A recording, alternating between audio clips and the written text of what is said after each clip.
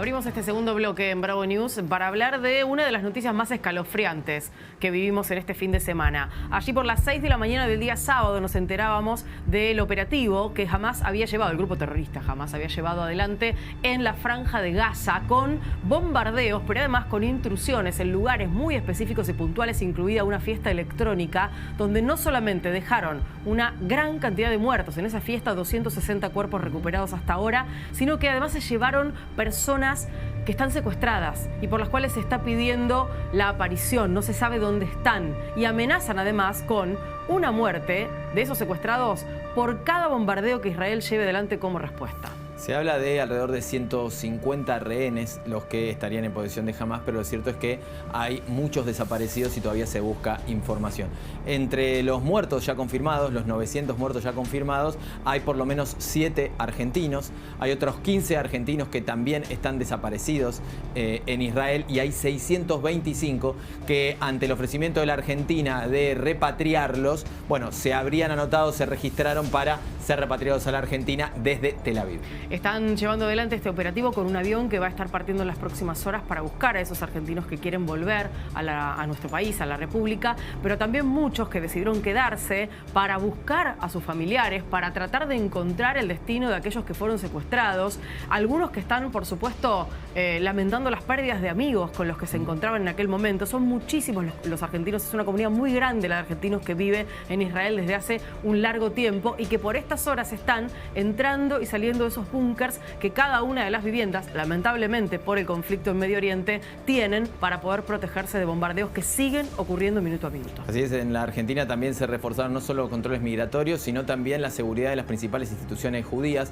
Recordemos que el atentado de la AMIA y de la Embajada de Israel fueron los dos máximos atentados que se realizaron contra colectividad judía fuera del territorio israelí, y por eso la tensión aquí es máxima. Hace minutos nada más terminó una gran manifestación que se realizó casualmente en la intersección de las calles Estado de Israel y Palestina, también aquí en la ciudad de Buenos Aires. Un repudio, por supuesto, al terrorismo y también un acompañamiento a todos aquellos civiles que están sufriendo esta situación, que hay que decir, hoy ya tiene estatus de guerra, porque el Estado de Israel, después de este ataque terrorista, declaró el estado de guerra. Comenzó también... Esto implica que hay respuesta, ¿no? Claro, hay respuesta bélica muy importante. Se desconoce el número de víctimas por hora que hay en la Franja de Gaza, que dentro del área palestina, recordemos, está separada en dos, Cisjordania y la Franja de Gaza, bueno, es el lugar donde hoy gobierna Hamás y donde está concentrado sobre todo la actividad terrorista. Las intrusiones no solamente vinieron o llegaron desde esa zona, sino también desde otros lugares del territorio, ingresando a Israel, y hay que poner en valor la cuestión vinculada a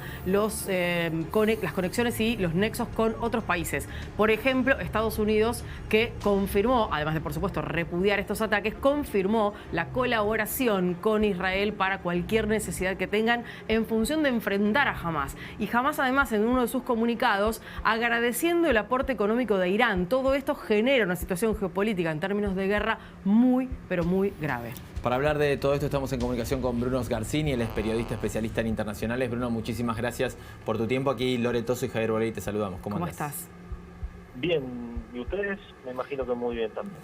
Bueno, sí, por supuesto, en estas circunstancias conmocionados por todo lo que está pasando en Medio Oriente, y lo primero que te queríamos pedir era si podías dar un contexto, ¿no? ¿En qué contexto hay que entender que se produce este ataque? Estamos en las inmediaciones de una fecha muy importante para la colectividad judía como Yom Kippur, donde hace 50 años también, ese Día del Perdón, se llevó a cabo el último gran atentado contra el Estado de Israel. Pero bueno, las dimensiones que ha cobrado mucha gente no se las vio venir. ¿Cómo se explica? Bueno, es el ataque más grande de Israel en 50 años, ¿no? Y con un nivel de planificación que escapó a todos los decisores, ya sean servicios de inteligencia, fuerzas de defensa de Israel, y que fue aplicado con formas de guerra no convencional, ¿no? Uso de drones, infiltración en el suelo israelí, ataques con cohetes, también el desembarco de paracaidistas, y que incluyó también la toma de las posiciones que están casi al lado del suelo de Gaza y que son estratégicas, ¿no? Que servían para que el ejército israelí hiciera inteligencia. Esto fue precedido de una ocupación por parte de colonos y rabinos de ultraderecha de la mezquita de Al-Aqsa, y por eso 2 días antes fue esta ocupación, un lugar sagrado del Islam, y por eso la operación de Hamás se llamó la inundación de Al-Aqsa, ¿no?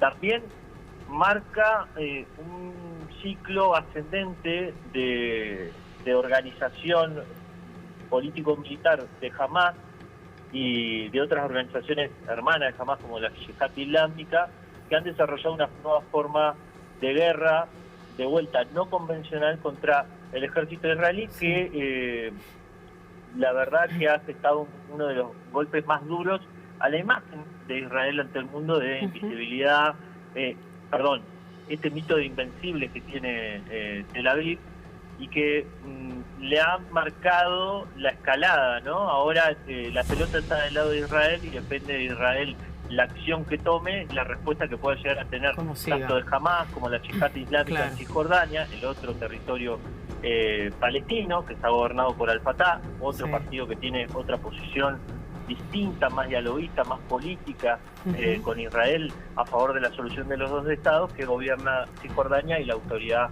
Nacional Palestina, el gobierno legítimamente reconocido a nivel internacional. Bruno, quiero preguntarte algo que hoy algunos colegas analizaban y demás, marcando una suerte de diferencia respecto de, lo tomaban como una historia tan choqueante como el ataque a las Torres Gemelas. Y algunos analistas decían, no, atención, acá primero hay una diferencia enorme en el territorio en el que se lleva adelante, la forma en que se lleva adelante, por esto que vos decías de lo no convencional, y por otro lado también por las fechas. Pero además, para sumar a esto, te pregunto, ¿qué posibilidades existen de que una instancia como la que se hizo con este operativo se repita? Porque digo, esto nada garantiza que no vuelva a haber estas intrusiones como ocurrieron, tan orquestadas y tan armadas. Bueno, hay una cuestión que es que esto se realizó con una infraestructura militar que jamás construyó, con túneles subterráneos, plataformas ocultas de cohetes, y reuniones que están mismo diciendo los jefes de servicio de inteligencia israelí, que fueron de 2 personas, 3 personas, sin teléfonos celulares, nada que permitiese hacer inteligencia de señales, que es la especialidad de los servicios de inteligencia israelí, todos estos software que tienen de vigilancia los servicios de inteligencia israelí. Israel lo que quiere hacer es ocupar la franja de Gaza para terminar con esto, ¿no? Para impedir que vuelva a ocurrir un atentado de este tipo. Claro. El tema es que jamás, al hacer esto, marca también que la respuesta a esta ocupación puede ser mucho peor para Israel, porque puede venir también de los aliados de Hamás en Medio Oriente. No por nada convocó al eje de la resistencia Hamás cuando hizo el atentado. Hablamos de Hezbollah, Irán, también las milicias chií en Irak, hablamos de los Houthis en Yemen, y entonces la ocupación de Gaza se puede convertir en una suerte de trampa para Israel, porque implicaría que puede ser atacado en otros puntos del país, puede tener una revuelta en Cisjordania, puede ser atacado en el flanco norte por Hezbollah, y poner una posición de debilidad a Israel de acá al futuro. Por eso la respuesta de Israel va a ser determinante para ver hacia dónde escala este conflicto. Claro. Bruno, para dar un contexto todavía mayor, porque creo que a veces hace falta, ¿podrías explicar brevemente? Obviamente un conflicto de estas características es muy complejo, no es muy difícil de simplificar, pero ¿de dónde nace esta animadversión entre el Estado de Israel y los palestinos? Porque en definitiva lo que está en debate tiene que ver con un territorio sagrado para muchas religiones, y con una intervención, si se quiere, que a nivel, después de la Segunda Guerra Mundial, nunca logró encontrar un estado de paz, digamos, ¿no? Se creó un estado, quedaron muchos insatisfechos, y la negociación que pide la ONU para que existan 2 estados, bueno, tampoco se concreta, ¿no? No. Bueno, tiene el antecedente, ¿no?, en la resolución de mediados de 1940 que estableció la creación del Estado de Israel, ¿no? Y también después en distintas resoluciones de la ONU se estableció la creación de 2 estados en este territorio, los 2 pueblos que históricamente vivieron ahí, el pueblo judío israelí sionista y el pueblo palestino. La visión judío-sionista establece que hay que ir a la tierra sagrada a esperar el Mesías. Hay otras visiones del judaísmo que hablan de que hay que esperar que llegue el Mesías para ir a la tierra sagrada, pero bueno, esta diferencia es lo que basa la visión judío-sionista para justificar la existencia del Estado de Israel. Por el lado de Palestina, al crearse el Estado de Israel hubo una limpieza étnica que es lo que ha llevado que el pueblo palestino esté preponderantemente en 2 regiones, ¿no? La Franja de Gaza, un terreno de unos 10 kilómetros de largo en la franja costera, pero que encierra 300 kilómetros al cuadrado, ¿no? Donde viven 2 millones de personas, ¿no? 1 millón de ellas niños y mujeres. Y el otro punto, Cisjordania, donde está establecido, ¿no?, la Autoridad Nacional Palestina, gobernada por Al-Fatah. Claro. En Gaza está Hamas, que es un movimiento islámico que llegó al poder en 2006, que fue declarado terrorista por el Estado de Israel, que no ve la solución de los 2 estados, ve la solución de los 2 estados como una traición al pueblo palestino y que tiene una visión mucho más radicalizada.